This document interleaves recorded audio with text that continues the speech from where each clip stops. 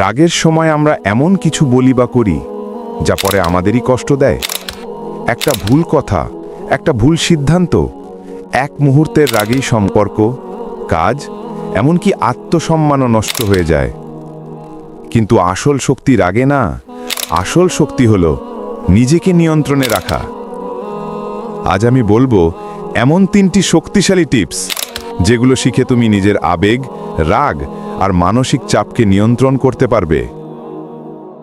প্রথম টিপস, থামো, প্রতিক্রিয়া নয়, সচেতন হও। যখন রাগ আসে আমরা তৎক্ষণাৎ প্রতিক্রিয়া দেখাই, চিৎকার, কথা কাটা বা দূরে সরে যাওয়া।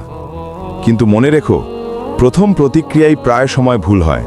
তাই থামো, গভীর শ্বাস নাও, পানি খাও, 10 সেকেন্ড নীরব থাকো। এই কয়েক সেকেন্ডই তোমার পরবর্তী 24 ঘন্টার শান্তি নির্ধারণ করতে পারে। তুমি যত থামবে তত শক্তিশালী হবে।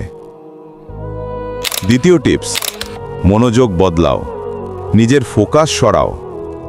যখন তুমি রাগে ফেটে পড়ছো তখন মস্তিষ্ক কেবল নেতিবাচক জিনিসে ফোকাস করে।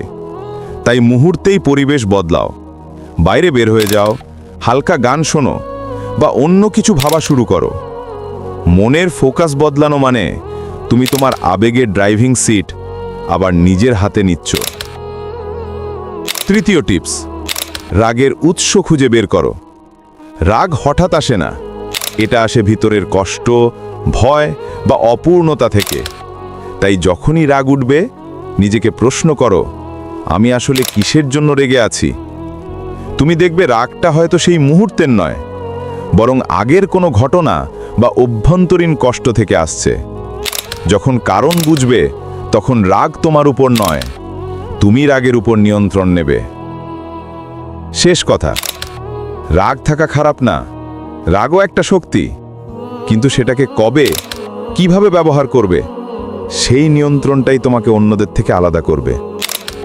মনে রেখো, যে নিজেকে জিততে পারে সেই সত্যিকারের বিজয়ী। আরেকটা কথা মাথায় রাখো, তুমি যদি এরকম আমাদের পরবর্তী ভিডিও পেতে চাও ডার্ক সাইকোলজি, তাহলে তুমি এই চ্যানেলটি সাবস্ক্রাইব করে রাখো, পাশে একটি লাইক দিও। তো বন্ধুরা, ভালো থাকো, দেখা হচ্ছে পরবর্তী ভিডিওতে।